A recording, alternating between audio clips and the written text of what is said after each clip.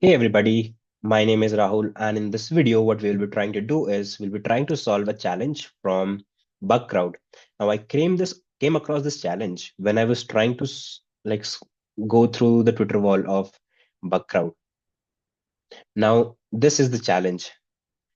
It says, "Help an elf out. Tell me how many bugs are there in this." Okay, so this is the code snippet. Now you can pause this video at this point of time and look for any issues that you are able to find. Now, the approach I took for this video is that I tried to code myself using this code snippet and then try to find if the issues that I'm thinking in my mind, do they actually exist? All right, let's begin. As you can see, it says app.route/ping.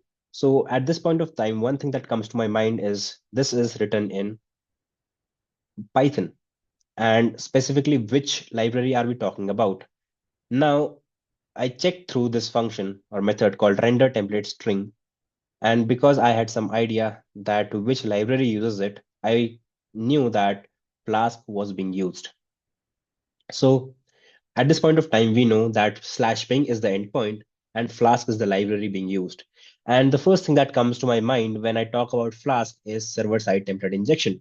So we'll keep that in mind while going through this video. What's the second thing that you see here?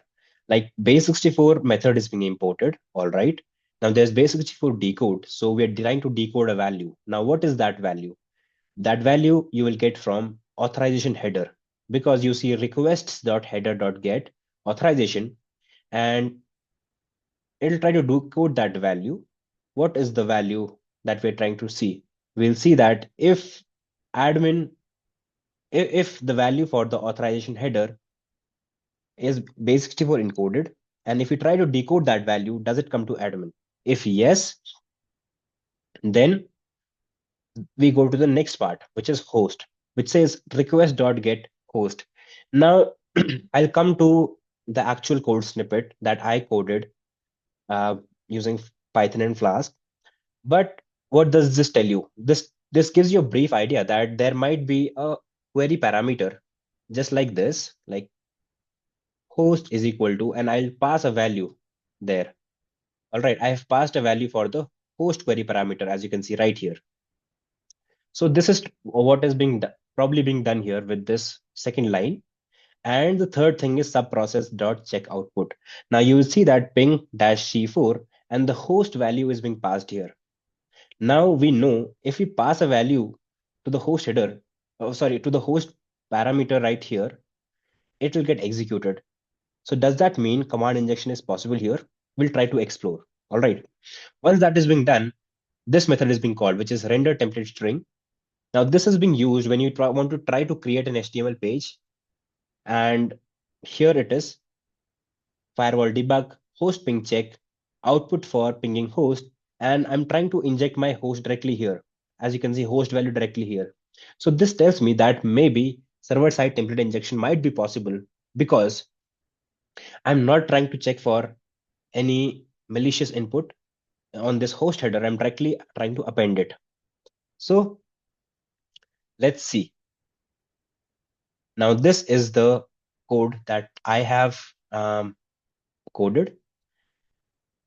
Sorry, yeah. So you'll see here that base64 is being used. So I've tried to import base64. All right. What was the first line? It says request.headers.get. And if you'll see here, it says requests.headers.get. Now, when you talk about requests, one thing that will come to mind is the requests module. But one thing you might not know is that requests module does not have a headers attribute. There is something called response.headers in the requests module, but not for requests. So I had to remove that extra S because without that, you will get an error. Sorry, with that, you will get an error. All right. So this is the first issue that you see here, which is, so the correct one is request.headers.get. Now, how did I come across this? I try to look for Google, or like I try to look for what methods or libraries, like which attributes Flask provided, and one of them was requests. So I knew that it would be request.headers and not requests.header. Now this will not give you an error if you try to code it yourself. The second is request.get. Now again, this is an issue here because when you're trying to import or you're trying to fetch the value of one particular query parameter using uh, the Flask module, you cannot type in request.get. You will have to type in request.args.get. So this is the second issue that you will see with this piece of code. The third issue, as you can like always guess, is hard-coded value for the authorization header. So this should never be the issue. Like, no, sorry, this should never be hard-coded. So this is the third issue that we see here. Now, the third thing that comes to mind is, can this lead to command injection? Because we are not trying to sanitize the input and we're directly appending it to the host value and we're directly passing it to sub process. So let's try to do that. I try to do that. And but first of all, let's see if this piece of code is working. So I'll try to click on the send button. And as you can see, I've passed my value in the host parameter as it was expecting. And as you can see, it tried to ping itself and it works. All right. So can we perform command injection? Of course, we can do it, but it will return an error. Now, before I give you why that is, let me tell you the payloads that I've tried. This is the value for the host header, sorry, for the host parameter or query parameter. And I've tried to inject values such as who am I using colon, you can type pipe sign, you can type ampersand, but ampersand will probably break it. You can try to URL encode it, all sort of things. It will return a 500 internal server error. Now, this got me wondering, why is this happening in the first place? Let's try to go through the sub-process documentation. If you see, it says subprocess.checkOutput, and by default, the value for shell is false. What does this mean? So this means that if I try to call subprocess.checkOutput without the shell command, the shell will not be invoked. And what does this mean? This means that whatever value I pass here, it is being accepted as a text value, and all of that value is being passed as the host header, sorry, as a host parameter, and it is being accepted as just one domain name or one IP address to the ping value, sorry, to the ping command. So this will not lead to command injection. All right. So one other thing clarified. Now let me also give you an example. Now this looks like a similar um, code snippet. As you can see, app.route/DNS. This is the page. It is also trying to get a value for the host name query parameter, just like we are trying to do. It is trying to append it. It says subprocess.checkOutput, shell is equal to true. And if shell is equal to true, it will try to execute this, as you can see right here. So the prevention would be to use other like other libraries, or to set shell as false, which is also by default.